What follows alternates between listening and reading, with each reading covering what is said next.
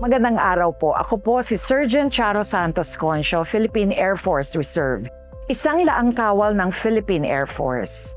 Bilang isang reservist, kaisa po ako ng hukbong himpapawid sa layuning makapaglingkod sa bayan, tumugon sa pangangailangan ng ating mga kababayan, at maging handa sa anumang tungkuling maaaring iatas.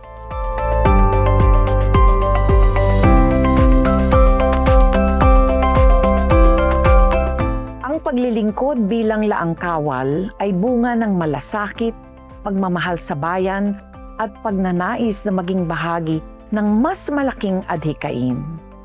Sa Philippine Air Force, nakikita ko ang halaga ng disiplina, sakripisyo, at serbisyong hindi nakasentro sa sarili, kundi sa kapayapaan, seguridad, at kinabukasan ng ating bansa.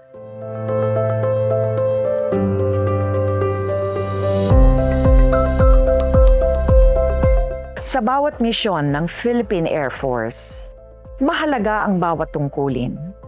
Bilang laang kawal, ang aking kontribusyon ay nakaugat sa kahandaang sumuporta, makiisa at tumugon ayon sa pangangailangan ng organisasyon. Ang tagumpay ng misyon ay hindi nakasalalay sa iisang tao lamang, kundi sa sama-samang pagkilos ng bawat miyembro ng hukbong himpapawid.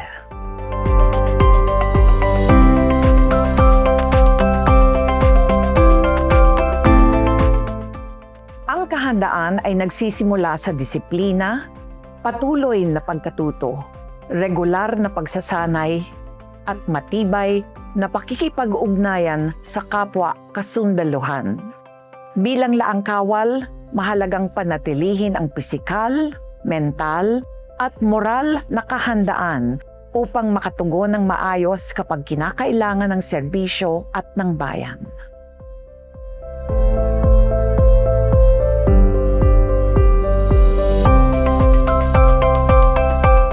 Ang lakas ng Philippine Air Force ay nakikita sa pagkakaugnay ng iba't ibang unit, kakayahan at larangan ng serbisyo. Bilang laang kawal, mahalagang maunawaan na ang bawat suporta, koordinasyon at pakikipagtulungan ay bahagi ng mas malawak na pagsisikap upang maging mas epektibo ang pagtupad sa misyon.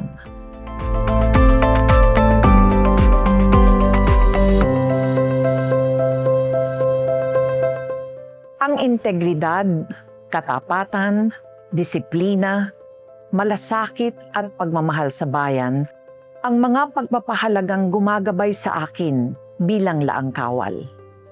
Ang mga halagang ito ang nagpapaalala na ang uniforme ay hindi lamang isinusuot, kundi pinaninindigan sa isip, sa salita at sa gawa.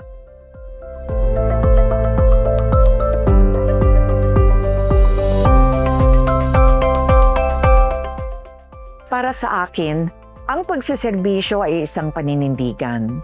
Ito ay tahimik ngunit makabuluhang pag-aalay ng sarili para sa kapwa Pilipino. Sa likod ng bawat tungkulin ay ang hangaring makatulong sa pagpapanatili ng kapayapaan, seguridad at pag-asa para sa ating bayan. Sa nalalapit na paggunita ng ika-79th founding anniversary ng Philippine Air Force, ipinaaabot ko ang aking taos-pusong pagbati at pasasalamat sa lahat ng bumubuo ng hukbong himpapawid ng Pilipinas.